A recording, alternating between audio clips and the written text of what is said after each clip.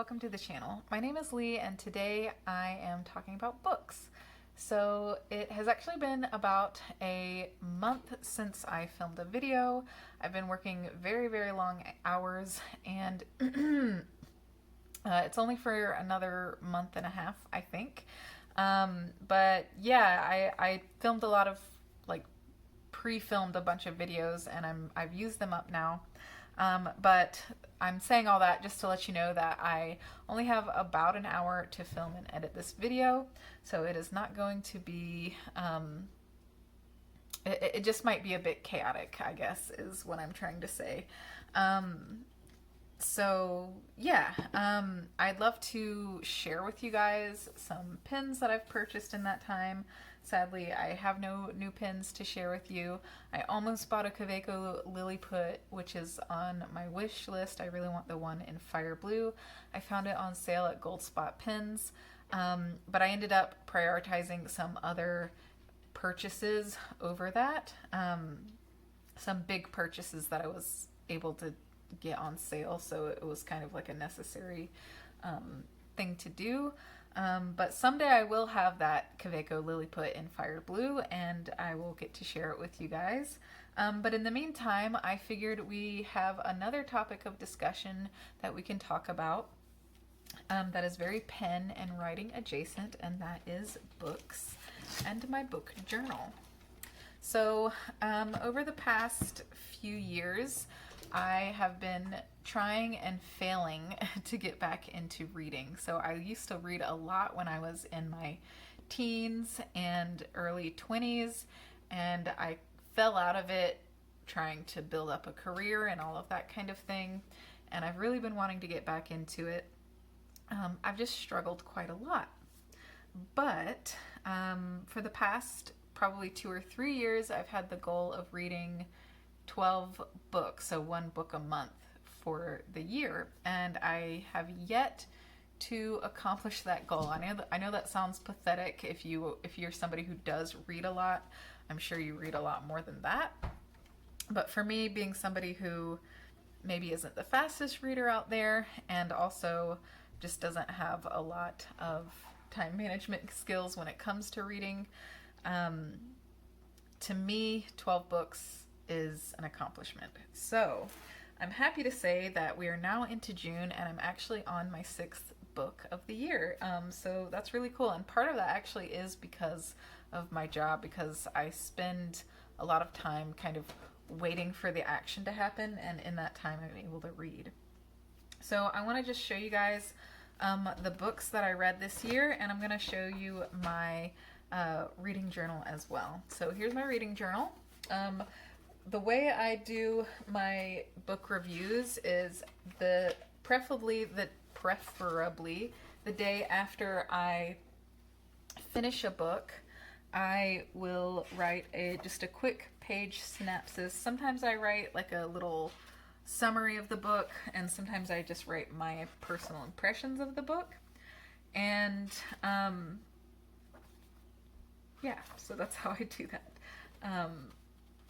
And yeah, we're gonna go through the books that I read. So the first book that I finished this year was White Fang by Jack London, and it was really good. I will say that maybe it's bad for me to say that it was really good. I don't know. You guys let me know in the comments. There's definitely some racism in this book. Like, it's racism that comes out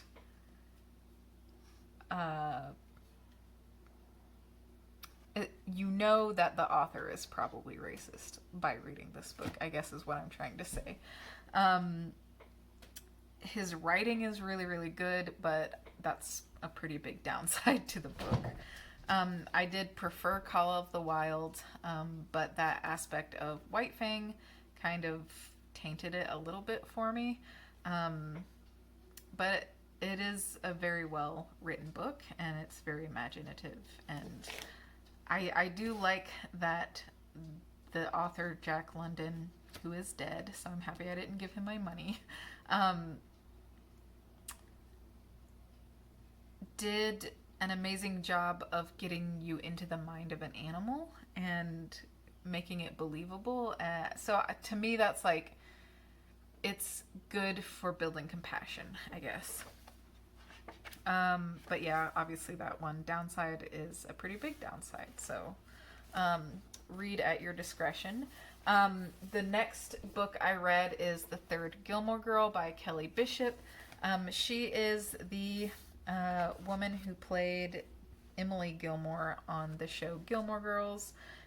She is a former actress and dancer, and she just kind of goes through her career and how it ends up with her experience on Gilmore Girls. And I thought it was decent. Her writing style, it's very much a memoir. Like, you can tell that she isn't like typically a writer, but she does a pretty good job of telling her story. And then next up, I read the Obelisk Gate and the Stone Sky.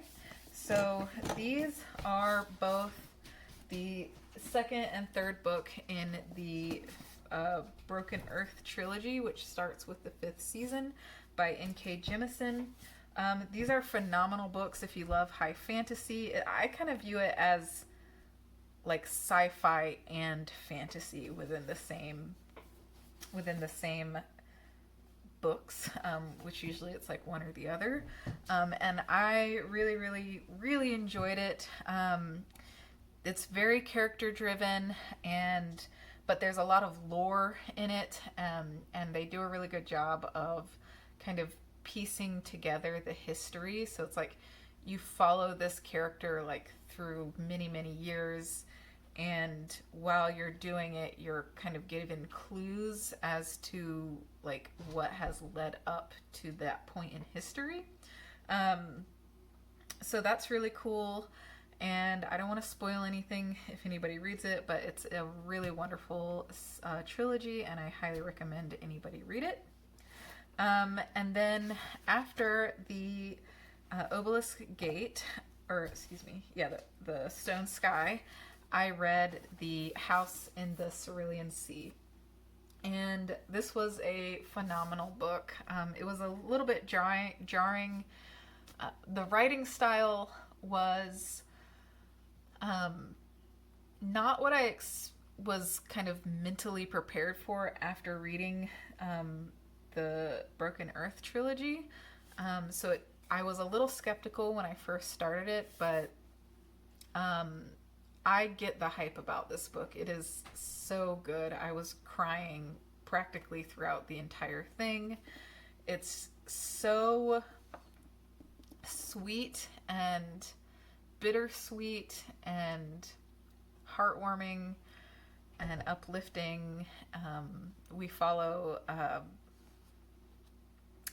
the character of Linus, who is a magical case worker for orphaned magical children, and he gets sent to a special orphanage to do like an evaluation, and kind of you follow his experience getting to know the kids and stuff, and it's just so good and sweet. So 100% would recommend to anybody. The next book I read is called The Red Pony by John Steinbeck. This is the author of Mice and Men. So you can imagine that there's some like realistic brutality in this book. It follows this little boy. It basically follows, it's 4 chapters of this little boy's life over the course of, I guess, a couple of years. 2 very brutal lessons and 2 bittersweet lessons, I would say, all centered around both growing up and growing old at the same time. And it's definitely it's a pretty easy book to get through, but it is pretty brutal, so that's something to keep in mind. But I did think it was very well written and very good, and I do recommend that you read it. And then at the end of the book, there was actually another short story called Julius Maltby, which I think that was a really great short story too. I think John Steinbeck is really awesome at making, putting you into the mind of other people. Like he's very good at inciting compassion and empathy through these kind of like brutal lessons that he forces you to endure through. And then that kind of brings me up to the book that I'm currently reading, which is Enchantment by Orson Scott Card. Some of y'all may know that this is the author of Ender's Game. And it's pretty good so far. It's a retelling. It's like a Slavic retelling of the Sleeping Beauty tale with a modern twist. The writing's pretty good. It's definitely kept me on my toes. And I'm only halfway through with it though, so I can't necessarily recommend it, but so far it's entertaining. So that's it. That is my books that I've read this year and my reading journal. I have a few other like similar. What I do is go to places like Ed McKay, which is a used bookstore, or I'll go to really any used bookstore and just browse around, and I'll pick up books for cheap, used books for cheap that I either know are classics or I've heard referenced before, or I've just generally wanted to read for a while, and I'll just grab them.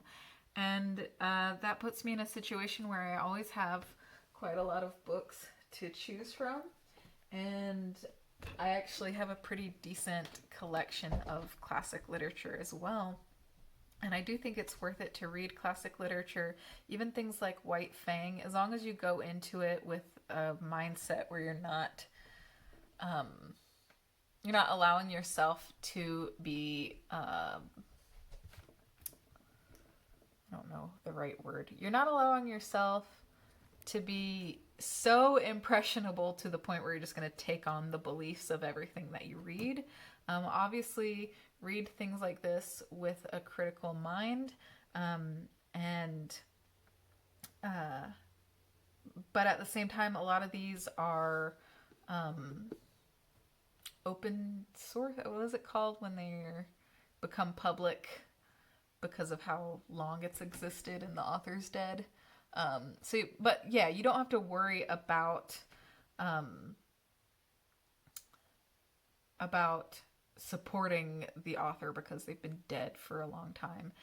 And also, I do think it's worth it. It helps to provide historical context to read things like that if you are interested in learning about that kind of history. So anyway, I pick up these books at these used bookstores and I collect them and I make my way through them as I'm able to. And I recommend that you do that too. I think it's great to go for newer books and read them and read what's popular if that's what calls to you. But I do think reading classics is a really great thing to do as well. Yeah, so I hope you enjoyed this video. If you did, please give it a thumbs up and leave any comments or questions in the comment section down below. I hope you have a wonderful day, evening, or night, and I will see you guys in the next video. Bye.